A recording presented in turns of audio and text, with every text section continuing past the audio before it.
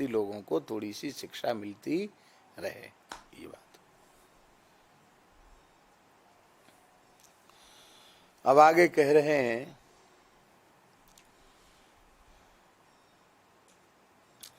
कि भगवान की प्राप्ति में ये चर्चा ही हो रही है कि भगवान भक्ति का साधन क्या है और भक्ति के साधन में विक्षेप क्या है, विघ्न क्या है। तो अब आगे चर्चा कर रहे हैं कि भक्ति में सबसे बड़ी बाधा है क्या? कहते स्त्री, धन, नास्तिक, वैरी चरित्रम न श्रवणीयम न कथनीयम।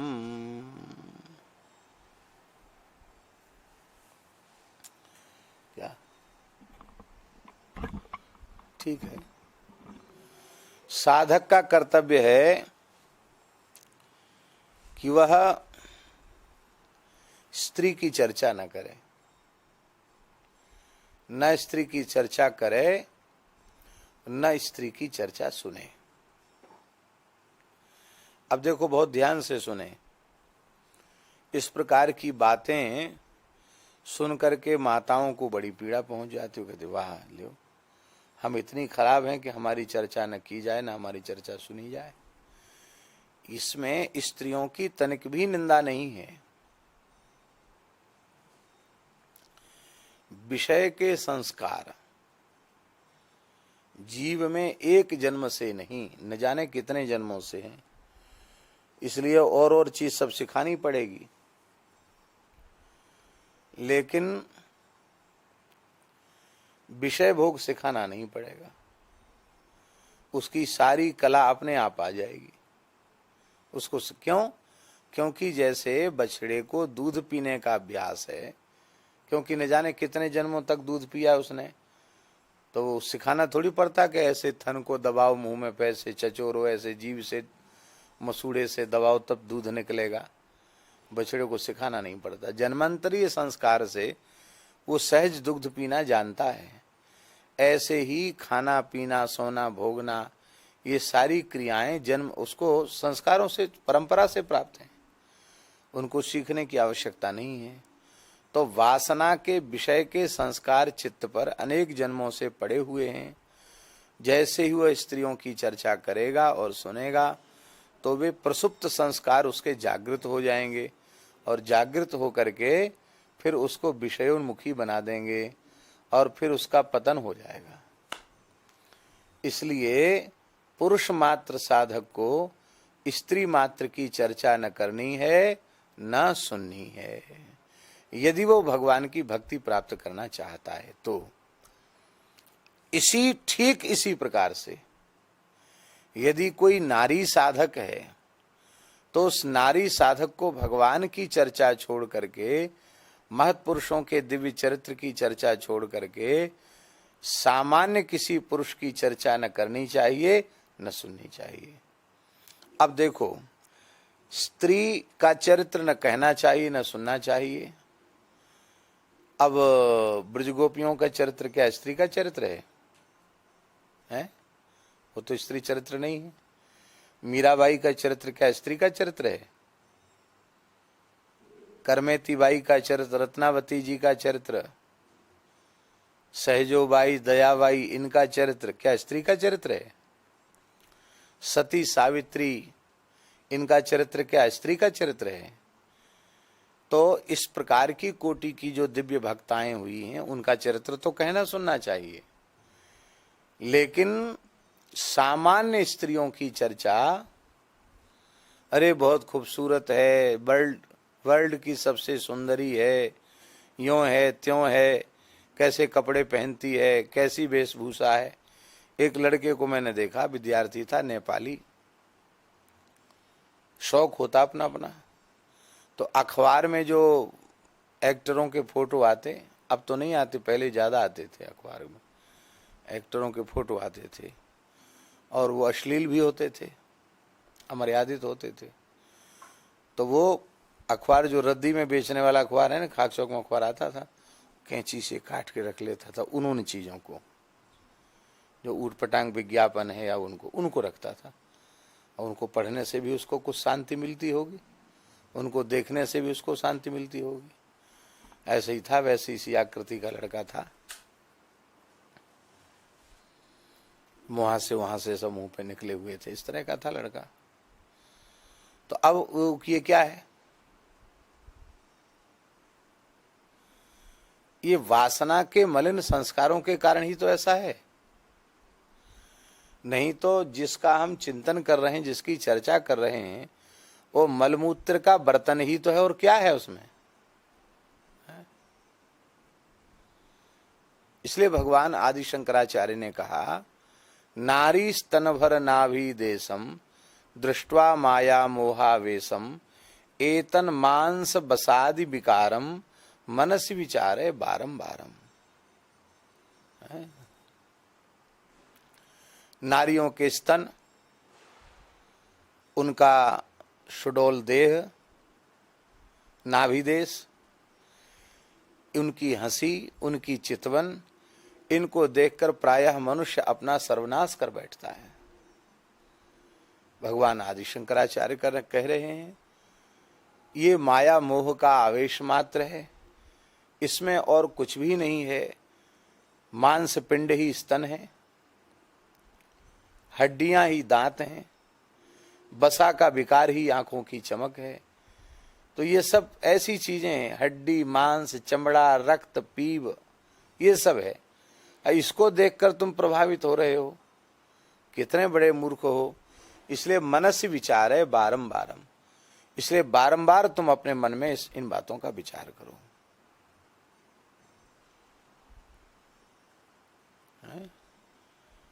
इसलिए कहीं पुनः हमारे अनंत जन्मों के वासना वासित संस्कार स्त्रियों को देखने से उत्पन्न न हो जाएं, इसके लिए साधक की दृष्टि नीची होनी चाहिए। भिक्षा करने के लिए भी जाता है तो उसको माताओं के चरणों की ओर ही देखना चाहिए, नेत्र उठाकर ऊपर की ओर नहीं देखना चाहिए। ये सारे निर्देश केवल इसीलिए हैं कि वह अपनी सावधानी रख सके।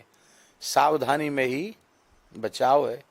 आजकल कोरोना में कह रहे हैं ना कि सावधानी ही बचाव है, तो वो छोड़ो, कोरोना फोरोना छोड़ो। वर्तमान समय का इस वाक्य को हम अपने लिए अनुभव करें कि सावधानी ही बचाव है। हम जितनी सावधानी रखेंगे उतना ही बचाव होगा।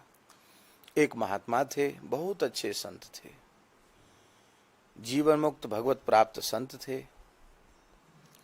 शाम को थोड़ी देर वे दर्शन देते थे और 10-5 कोई जिज्ञासु आते थे, कभी कुछ पूछते थे तो वो बता देते थे, बहुत कम बोलते थे। अब भजन करते करते उनकी अवस्था बहुत अधिक हो गई, लगभग 100 वर्ष की आयु हो गई, पर साधक शरीर था, इसलिए 100 वर्ष में भी वो चलते फिरते थे। तो गांव के लोगों ने, 10-5 लोग जो उनके चरणों में श्रद्धा रखते थे, उन्होंने प्रार्थना की कि महाराज जी, गांव की माताएं भी आपका मंगलमय दर्शन करना चाहती हैं, तो आप उनको यहाँ आने की अनुमति क्यों नहीं देते? सत्संग में आएं, बैठें, कम से कम अच्छा लगेगा, उनमें भी कुछ परिवर्तन होगा।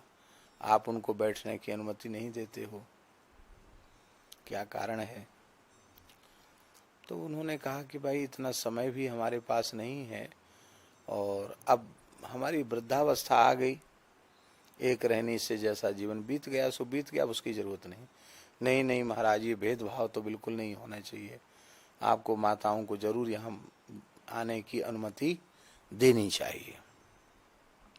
तो ठीक है, आप लोग इतना हट कर रहे हो तो हम विचार कर लेंगे, फिर आपको बताएंगे। तो उनके सत्संगियों में एक सत्संगी था, वो दर्जी था।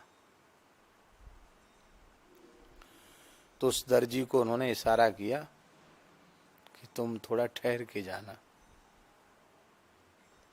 और सब तो चले गए। घंटा भर बाद वो ठहर गया, इधर उधर चला गया, इशारा समझ गया गुरु महाराज का, और बाकी लोग चले गए, वो घूम फिर के आ गया। महाराज जी आपने इशारा किया तो? हाँ, जरूरी काम है तुमसे। कपड़ा सिलते हो? बोले हाँ सिलते हैं। तो माताओं के कपड़े भी सिलते हो? हाँ सिलते तो हैं। तो कोई पेटी कोट ब्लाउज सिला है तुमने? बोले हाँ सिला तो है। लहंगा, पेटीकोट, लहंगा कोई पेटीकोट कहते हैं ना,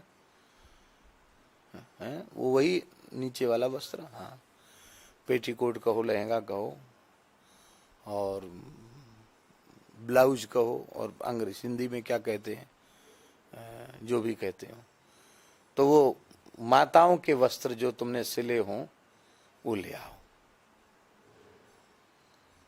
ये विचार मत करो कि हम क्या करेंगे, जो कोरे वस्त्र सिले हों वो एक एक दो कपड़े ले आओ। ले आए तो महात्मा की अर्गनी जानते ना, पहले क्या करते थे, एक लकड़ी जो है, एक सीधी लकड़ी, उसको बांध देते, एक रस्सी इधर बांधी, एक रस्सी उधर बांधी, उस लकड़ी पर ही अपना कपड़ा पड़ा झुला दिया करते थे, उसको अर्गनी कहते हैं। तो अर्गनी थी महात्मा, उसमें अचला लंगोटी उनके सूखता था। एक कोने पर कोरा कपड़ा, जिसको अभी किसी माता ने पहना नहीं है, ऐसा लहंगा फरिया वगैरह जो कुछ था माताओं का वस्त्र, वो टांग दिया। कहा तुम जाओ। दूसरे दिन सत्संग के लिए फिर लोग आए। अब महात्मा अच्छी चर्चा करें, पर किसी का मन वहां नहीं, सब ऐसे देखे। तो उन्होंने थोड़ा डांट करके कहा कि भाई क्या बात है, आज आप लोग शांति से नहीं बैठे हो, क्या देख रहे हो? महाराज जी कुछ नहीं, कुछ नहीं। नहीं बताओ क्या देख रहे हो? उन्होंने कहा महाराज जी क्षमा करना, हम ये देख रहे हैं कि कहाँ तो आपकी प्रसिद्धि है कि आप माताओं का, स्त्रियों का मुख नहीं देखते हैं, और ये कपड़े आपकी कुटिया में, भजन की कुटिया में माताओं के कपड़े, इनकी क्या? दोनों कहा ठीक है। दर्जी तो था ही वहां। बोले तुम लाए थे ना कल कपड़े? हाँ लाए थे, आपकी आज्ञा से। तुम ही लटका के गए थे? बोले हाँ ले जाओ इनको। ले लिए उसने।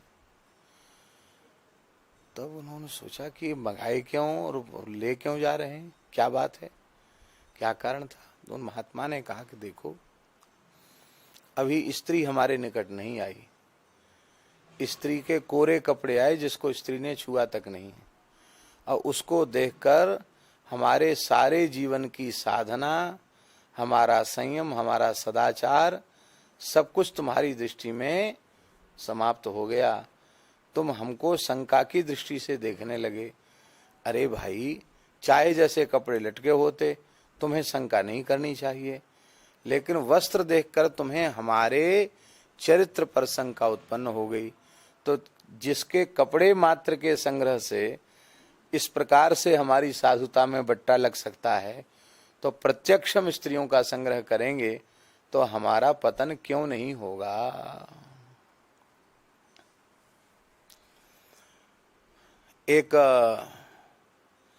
ब्रह्मचारी थे, बड़े अच्छे ब्रह्मचारी थे, जीवन में स्त्री का मुख देखा नहीं, और कुछ अस्वस्थ हुए, और एक सुंदरी स्त्री ने उनकी सेवा की थोड़ी देर के लिए, दयावश। तो जैसे ही उस स्त्री ने उनके शरीर का स्पर्श किया, और तो आसक्त थे, तो उनके मन में अरे ओ,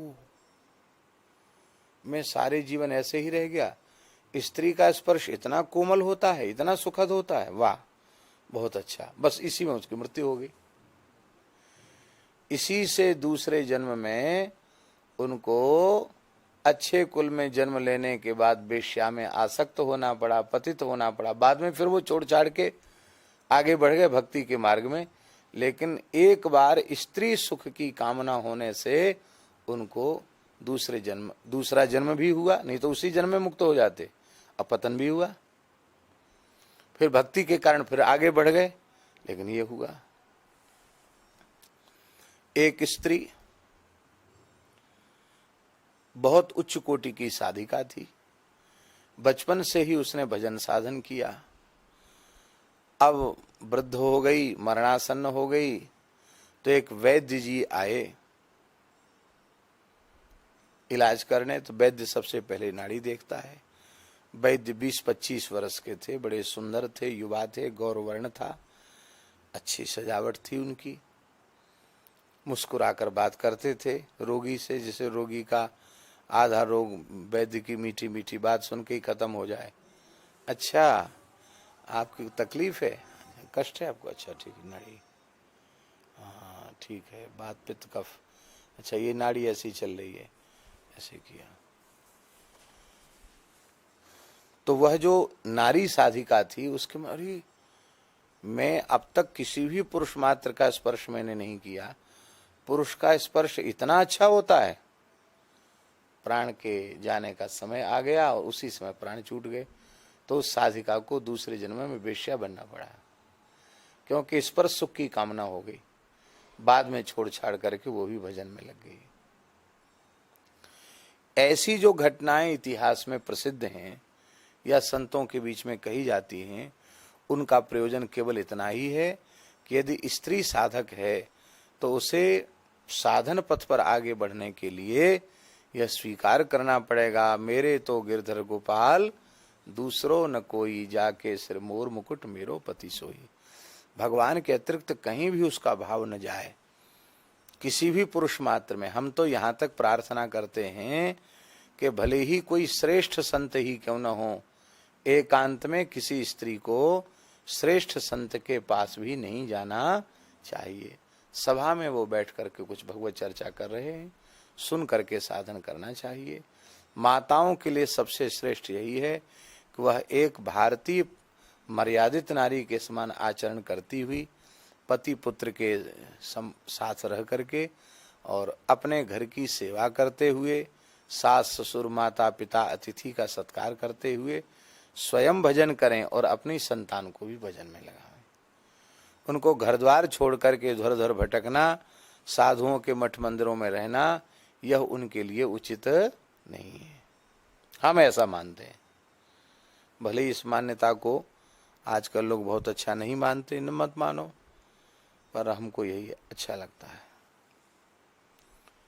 तो स्त्रियों की चर्चा न करनी चाहिए, न ही सुननी चाहिए। धन की चर्चा न करनी चाहिए, न सुननी चाहिए।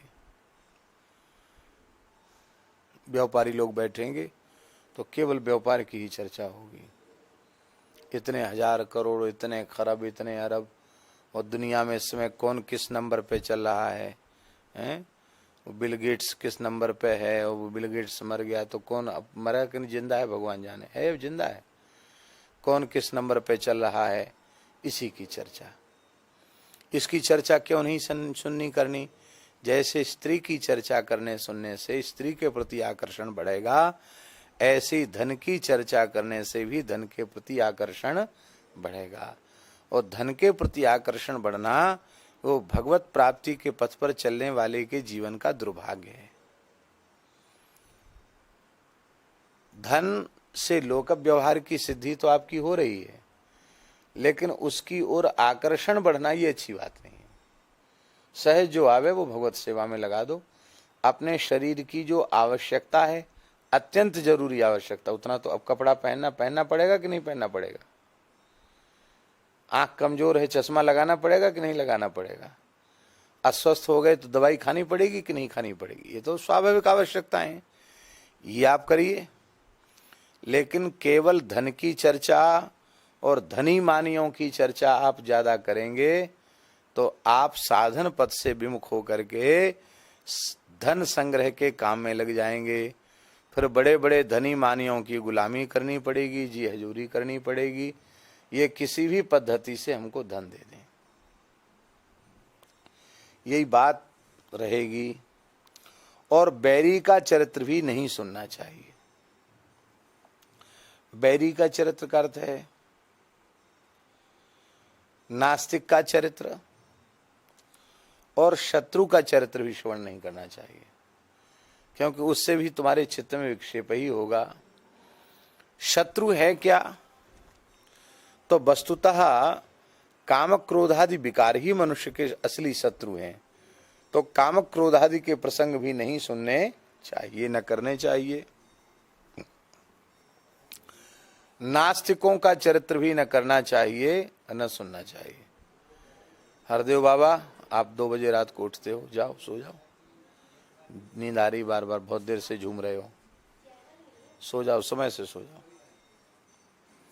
नास्तिक धनवैरी स्त्री चरित्रम न श्रवणीयम न कथनीयम। इनका चरित्र न श्रवण करना चाहिए और न इनका चरित्र वर्णन करना चाहिए, क्योंकि जिसका मन स्त्री की चिंता में लग गया वह भगवान की चिंता किसी भी प्रकार से नहीं कर सकता, भगवत चिंतन नहीं कर सकता। स्त्री की चिंता से काम की उत्पत्ति होती है और काम वासना वो प्रेम मार्ग की सबसे बड़ी बाधा है। स्त्री संबंधी बातों को सुनने, पढ़ने, देखने से ही स्त्री चिंतन होता है। अतएव साधक को चाहिए कि स्त्री संबंधी बातचीत न करे, स्त्री संबंधी बात या गाने न सुने, स्त्री संबंधी चित्र न देखें, स्त्री संबंधी पुस्तक या अन्य साहित्य न पढ़ें, नाटक, सिनेमा आदि न देखें, स्त्री चरित्र पर कुछ भी आलोचना न करें, स्त्रियों के संबंध में लेखादि न लिखें, स्त्रियों के बीच में न रहें, स्त्रियों से अनावश्यक न मिलें। जो गृहस्थ साधक हैं वो केवल अपनी अधिकृता पत्नी के साथ रह सकते हैं, इसके अतिरिक्त किसी भी स्त्री के साथ उनको एकांत में नहीं रहना चाहिए। स्त्री संबंधी चर्चा करना, चित्रादि देखना सभी के लिए हानिकारक है। तो हम जैसा निवेदन करें कि जैसे पुरुष मात्र साधक के लिए देवर्षि नारद जी ने कहा है कि यदि वह भक्ति प्राप्त करना चाहता है तो स्त्री क्या है सूत्र, स्त्री धन नास्तिक वैर चरित्रम न श्रवणीयम न कथनीयम। स्त्री का चरित्र, धन का, धनी मानियों का चरित्र, नास्तिकों का चरित्र और काम क्रोधादि के चरित्र, इनको न सुनना चाहिए न कहना चाहिए। श्रीमद् भागवत में कपिल भगवान ने कहा है, न तथास्य भवेन मोहो बंधस चान्य प्रसंगतः योषित संगाद यथा पुंसो यथा तत्संग संगीता। बहुत ही अच्छी बात भगवान कपिल ने कही है। स्त्रियों के संग से और स्त्रियों में आसक्त पुरुष का संग करने से साधक को जैसा मोह प्राप्त होता है, जैसा बंधन प्राप्त होता है, वैसा किसी भी संग से नहीं होता। इसीलिए जो गृहस्थ हैं उन्हें तो केवल एक पत्नी व्रत होकर के और केवल पितृ ऋण की मुक्ति की कामना से स्त्री का संपर्क करना चाहिए। और जो निवृत्ति मार्ग में लगना चाहते हैं, विरक्त भाव से भजन करना चाहते हैं, उनको तो सर्वथा इसकी चर्चा का त्याग ही कर देना चाहिए।